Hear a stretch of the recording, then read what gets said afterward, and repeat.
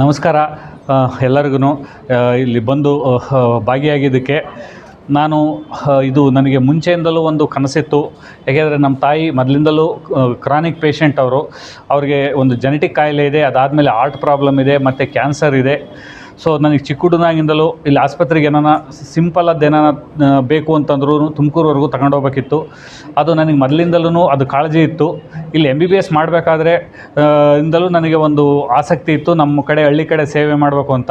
But ಆದರೆ ಅದ್ರ ಜೊತೆಗೆ ಒಂದು ಸ್ವಲ್ಪ ಹೈಯರ್ ಎಜುಕೇಷನ್ನು ಮಾಡಬೇಕು, ಒಳ್ಳೆ ಟ್ರೈನಿಂಗ್ ಮಾಡಬೇಕು ಅಂತಲೂ ನನಗೆ ಮುಂಚೆಯಿಂದಲೂ ಇತ್ತು.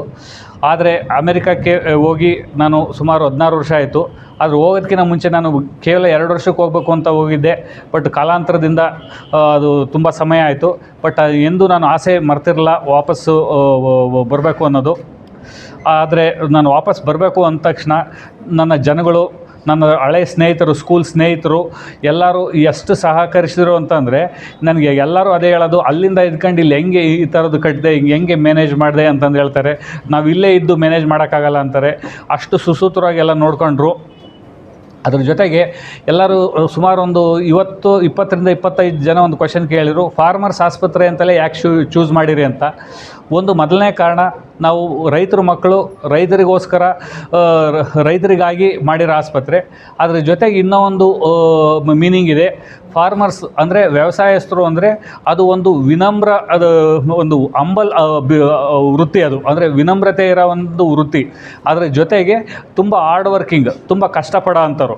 ಸೊ ಈಗ ನಮ್ಮ ಆಸ್ಪತ್ರೆ ಇನ್ನು ಸ್ಟಾಫ್ಗಳೂ ತುಂಬ ವಿನಮ್ರತೆಯಿಂದ ಎಲ್ಲರಿಗೂ ನಗಿಸ್ಕೊಂಡು ನಕ್ಕೊಂಡು ಸ್ವಂತ ಫ್ಯಾಮಿಲಿ ಥರ ಟ್ರೀಟ್ಮೆಂಟ್ ಮಾಡಿಕೊಂಡು ತುಂಬ ಹಾರ್ಡ್ ವರ್ಕಾಗಿ ಟ್ರೀಟ್ಮೆಂಟ್ ಮಾಡ್ತೀವಿ ಅಂತ ಒಂದು ಉದ್ದೇಶ ಇಟ್ಕೊಂಡು ಮಾಡಿರೋದ್ರಿಂದ ಆ ಹೆಸರು ಅದಕ್ಕೂ ಅನ್ವಯ ಆಗುತ್ತೆ.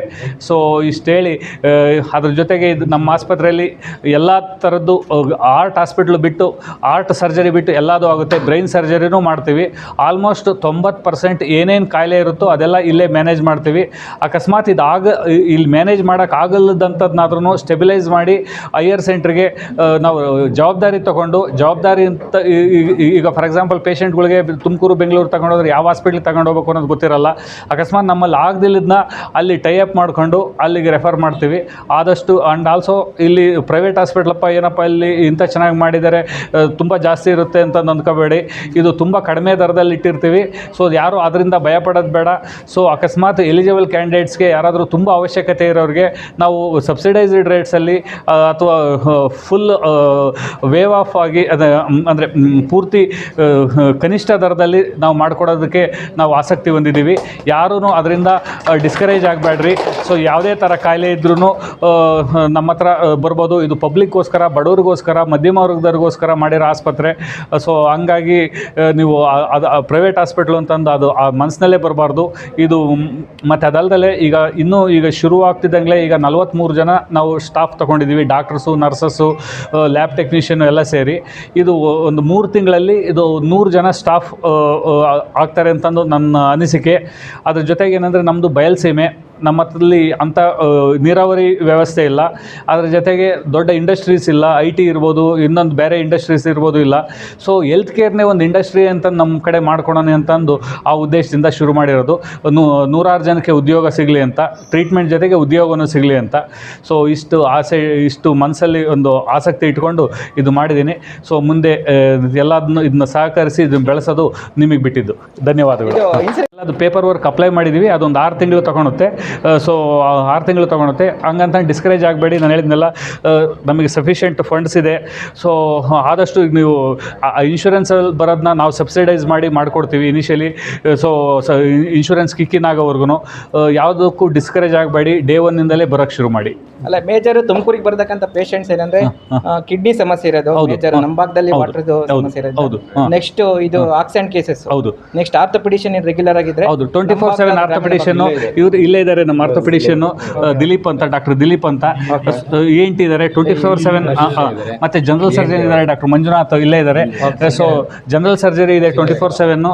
Anaesthesia, ICU. ನಮಸ್ತೆ ಸರ್. ಪೀಡಿಯಾಟ್ರಿಕ್ ICU ಈಗ ಅದನ್ನು ಅದು ಇನ್ನೂ ಟೀಮ್ ರೆಡಿ ಆಗಿಲ್ಲ. ಅದನ್ನು ಮಾಡ್ತಾ ಇದ್ದೀವಿ. ಪೀಡಿಯಾಟ್ರಿಕ್ ICU ವಿಸಿಟಿಂಗ್ ಇದ್ದಾರೆ, ಬಟ್ ಇನ್ನೂ ಅದು ರೆಡಿ ಮಾಡಿಲ್ಲ. ಈಗ ಇದರಲ್ಲೇ ಮ್ಯಾನೇಜ್ ಮಾಡ್ತೀವಿ. ಪೀಡಿಯಾಟ್ರಿಕ್ ಪೇಷಂಟ್ನು. ಮೇಜರ್ ನಮ್ಮ ಗ್ರಾಮೀಣ ಭಾಗದಿಂದ ತುಮಕೂರಿಗೆ ಬರ್ತದ್ದು ಪೀಡಿಯಾಟ್ರಿಕ್, ಹೌದು. ಕಿಡ್ನಿಗೆ ಸಂಬಂಧಪಟ್ಟಿದ್ದು, ಹೌದು. ಮತ್ತೆ ಆರ್ಥೋ, ಹೌದು. 3 ಫೆಸಿಲಿಟೀಸ್ ಜಾಸ್ತಿ ತುಮಕೂರಿಗೆ ಇಲ್ಲಿ ಡಯಾಲಿಸಿಸ್ ಇರುತ್ತೆ ನಮ್ಮ ಹಾಸ್ಪಿಟಲಲ್ಲಿ, ಡಯಾಲಿಸಿಸ್ ಇರುತ್ತೆ. ಸೊ ಅದರಲ್ಲಿ 2 ಥರ ಡಯಾಲಿಸಿಸ್ ಬರುತ್ತೆ. ರೆಗ್ಯುಲರ್ ಡಯಾಲಿಸಿಸ್ ಇರುತ್ತೆ, ಇನ್ನೊಂದು ಎಮರ್ಜೆನ್ಸಿಲಿ. ಆ ಎಮರ್ಜೆನ್ಸಿ ಡಯಾಲಿಸಿಸು ನಾವು ಮಾಡ್ತೀವಿ ಇಲ್ಲಿ. Thank you very much. Thank you. ತುಂಬಾ ದಪ್ಪ ಇದ್ದೀನಿ, ಅದರಲ್ಲೂ ಮುಖ ತುಂಬಾ ದಪ್ಪ ಇದೆ ಸರ್. ನನಗೆ ಥೈರಾಯ್ಡ್ ಇದೆ ಸರ್, ಥೈರಾಯ್ಡ್ ಕಂಟ್ರೋಲಿಗೆ ಬರ್ತಾ ಇಲ್ಲ. ಮಾತ್ರೆ ನುಂಗ್ತಾ ಇದ್ದೀನಿ, ಆದ್ರೂ ಕಂಟ್ರೋಲಿಗೆ ಬರ್ತಿಲ್ಲ ಅಂತ ಅಂತಿದ್ದೀರಲ್ಲ. ನಮ್ಮ ಜೀನಿ ಸ್ಲಿಮ್ ನ ಯೂಸ್ ಮಾಡಿ 100% ಥೈರಾಯ್ಡ್ ಕಂಟ್ರೋಲಿಗೆ ಬರುತ್ತೆ, ಸಣ್ಣನೂ ಆಗ್ತೀರಾ. ಸ್ಲಿಮ್ ರೆಫರ್ ಮಾಡ್ಬೇಕಾದ್ರೆ ಕಾರಣ ಏನಂದ್ರೆ ವೇಟ್ ಲಾಸ್ ಸಲುವಾಗಿ ನನ್ ಬಾಳ ಜನ ಕೇಳಿದ್ರು. ಫಸ್ಟ್ ನಾನ್ ತಗೊಂಡು ನನಗೆ ರಿಸಲ್ಟ್ ಬಂದ್ಮೇಲೆ ಆಮೇಲೆ ನಾನು ಜೀನಿ ಸ್ಲಿಮ್ ಇನ್ನೊಬ್ಬರಿಗೆ ಪ್ರಿಪೇರ್ ಮಾಡಿದ್. ಸುಸ್ತಾಗೋದು ಕಡಿಮೆ ಆಯ್ತು, ವೀಕ್ನೆಸ್ ಅದು ಏನೂ ಇಲ್ಲ, ಪೂರಾ ಹೆಲ್ದಿ ಅದೇನೆ. ವೇಟ್ ಜಾಸ್ತಿ ಇರೋರಲ್ಲಿ ಏನೇ ಡೌಟ್ ಇಲ್ಲದೆ 100% ಬಳಸಬಹುದು. ಪ್ರತಿದಿನ ನಮ್ಮ ಜೀನಿ ಸ್ಲಿಮ್ ನ ಯೂಸ್ ಮಾಡಿ ಯಾವುದೇ ಸೈಡ್ ಎಫೆಕ್ಟ್ ಇಲ್ದಂಗೆ ನೀವು ಸಣ್ಣ ಆಗ್ತೀರಾ.